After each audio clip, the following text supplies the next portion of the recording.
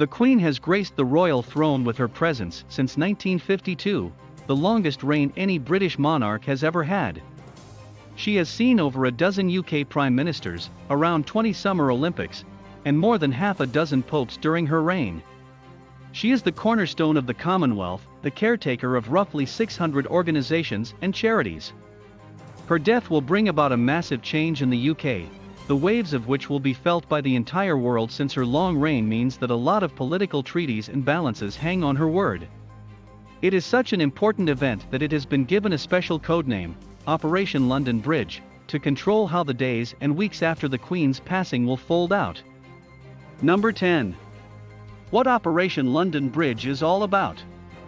As claimed by the research conducted by The Guardian, when the news reaches the Queen's private secretary, Edward Young, he will call the Prime Minister and relay the sad news, by using the code words, "London Bridge is down." News will then be relayed to the heads of states of the 15 governments where the Queen's monarchy extends, the 36 nations that comprise the Commonwealth, and the now independent former colonies of the British Empire by the British Foreign Office. Number 9. Modern and ancient ways of communicating the sad news. Due to her extraordinarily long reign and her status as perhaps the most beloved monarch of history, the entire world will know when this last beacon of the old world order falls. Press outlets, big and small, will be informed with a press release, and according to tradition, a footman in mourning attire will put up a black-edged notice on the gates of Buckingham Palace. The royal family's website will also show the sad news on its homepage. It is vitally important that all of these activities occur in tandem to curb the spread of any fake news, just like when news of the death of the royal consort, Prince Philip, spread across the world like wildfire, whereas, in reality, he was alive and well and was just going into retirement. Number 8. The world of breaking news.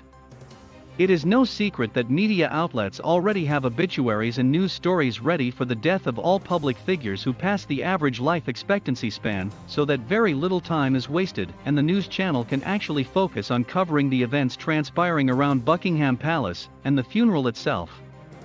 It is important since one BBC newscaster was severely reprimanded for wearing a maroon tie instead of a black one when the Queen Mother passed away.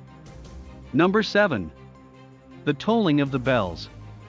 The traditions will come into play in Britain. The flags will go down to half-mast, as bells will toll inside churches in the entire city of London. Westminster Abbey's bell will also be rung, which is only rung in the event of a royal death, and is muffled in keeping with the solemnity of the occasion. St. Paul's Great Tom Bell will also solemnly toll, as businesses and theatres will close down and sports events will be cancelled to allow people to gather outside Buckingham Palace, one and all, as the nation enters a 10-day mourning period before the Queen's funeral. Number 6. The Parliament will convene. As the official head of the state leaves the world, Prince Charles will assume the position of king, and all Parliament members will swear their allegiance to him as their new monarch, as is the tradition. This is something that has always been done after the death of the royal sovereign, and was also done after the death of King George VI in 1952. Number 5. The arrangements to be made if the Queen is not in London. There are various policies for what will happen if the Queen passes away outside of London. If she dies anywhere else in England, a car will transport her body to Buckingham Palace. Examples of that can be the Queen's private estate, Sandringham House in Norfolk. If the Queen dies in Balmoral Castle in Scotland where she spends her summers, the situation will be very different, as the Scottish people have their own rituals for such an event. She would be transported to Holyrood House in Edinburgh, and afterward would be carried via the city's Royal Mile to St. Giles Cathedral for service before being put on the royal train to London, as her subjects will gather to the train route to throw flowers as the train passes by. Lastly, if she dies abroad, she will be transported to London by the Royal Air Force. Her body will be placed in Buckingham Palace, where 4 Grenadier Guards will stand the night in a vigil for her. Number 4.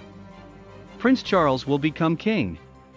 The advisor of Prince Charles said to The Guardian, "There are really 2 things happening. There is the demise of a sovereign, and then there is the making of a king." According to the schedule, a speech will be made by Charles on the evening of the Queen's death, and at 11 a.m. on the very next day he will swear the oath called Accession Declaration, and will then become the new king. Heralds will proclaim the king throughout the city as the trumpets sound and the flag goes back up, cannons roaring in a royal salute to His Majesty. To give a decent time span for the mourning, however, the actual coronation will take months after.